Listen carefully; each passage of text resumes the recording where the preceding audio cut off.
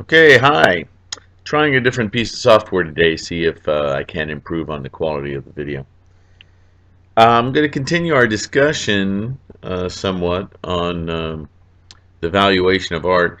The subject for this episode is going to be discernment, or as it's known in its uglier vernacular, judgment. We all make judgments. It's why the human species still exists. So that's not a negative term. It's just that we have to qualify what we're doing or looking at. So I want to talk about some art terms uh, and what they mean empirically. In other words, why the term exists, and give a little bit of room for the way it's interpreted today. But again, when we talk about art, we have to at least understand which language we're choosing to use. Today, language is a real mess. So I'm going to try to clarify that for our discussions, and at least you'll know what I mean when I'm talking about certain things. Not that this is true for everyone. So, all right, let's get right into it.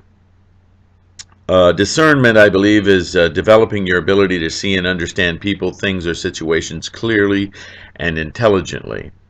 Um, so let's start with the first biggie, fine art. What the heck is fine art? I know in a lot of textbooks and school teachers, they'll tell you, well, it's any art that's non-functioning, that doesn't perform some kind of a useful function in life. I personally loathe that description. Um, Who's to tell you what's functional and how it functions?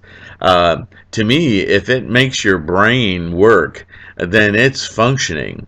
Just because it's a teapot, or fashioned after a teapot, excuse me, and you can't brew tea in it, and in fact won't hold water, and there's nowhere to pour anything out of it, and so you say, well, that's fine art because it's not functional. I think that's just stupid because that's not fine art. That's craft.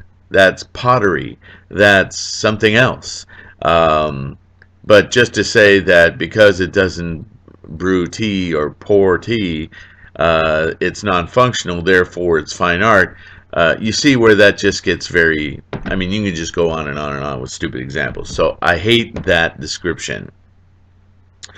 Something that's also attached with fine art is usually the words blue chip. What the heck does that mean?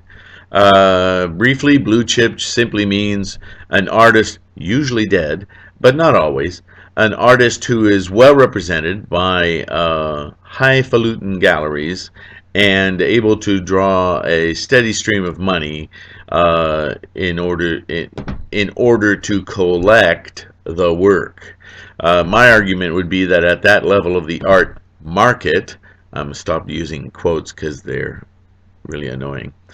Uh, at that level of the art market, we're not talking about art anymore. That's not fine art. Blue chip is not fine art. Blue chip is investment portfolio. It's moving money around for tax evasion, manipulation, or whatever. It's managing money. Real estate has more grounding in the real world than that uh, has in the art world. I hope that helps it. Now, uh, something in between blue chip and fine art as a definition would be talking about pedigree. Um, and there's another charged subject word, whatever.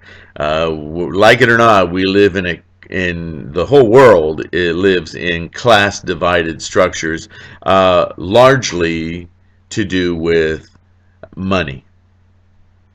So, pedigree is mainly personal history, but it gets a fancier word called pedigree because there's more affiliation with money behind it. So that's often falling under the category of fine art. Just because you came from money means that if you pick your nose and wipe it on the cloth right, it's fine art. Obviously, I have strong opinions. The money market I already talked about. Real estate. When fine art starts to be real estate is when it stops being about the value of the content. Remember, content. Ooh, there's a darn quote again. When art shifts from the value of content to the value of investment, it's no longer about art. Uh, Now, here's a legitimate argument for fine art that starts to fall on the art side of the line is the scarcity.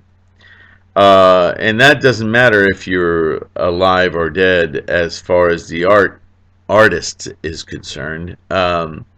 But let's say you're an artist who creates a work and you're so methodical and spend hours and hours a day on it, but it just takes you a year to finish anything.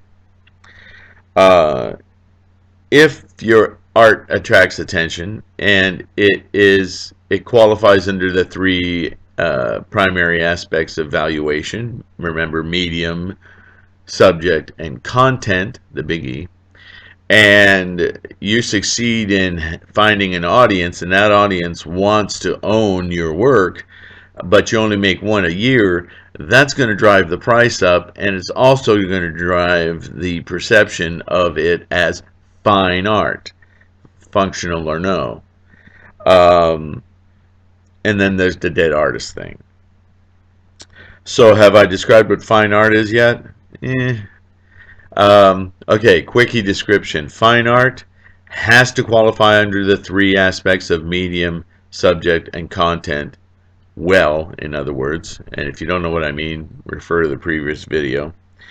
Um, it has to be collected for reasons of its own merit, not for its investment potential. Now, now we slide into academic art. Academic art, or art of the academia, if you will, is labeled such because it generally is a propagandist or political component of a school of teaching, not a school of thought. Big difference. There are schools. There's schools today. We don't have to go back to the Renaissance and previous to the Renaissance to understand the artist struggle with academia. There always seems to be some institution or institutions claiming to know the what's the word, the golden chalice, the end all be all of what is art. I can't stop doing those quotes.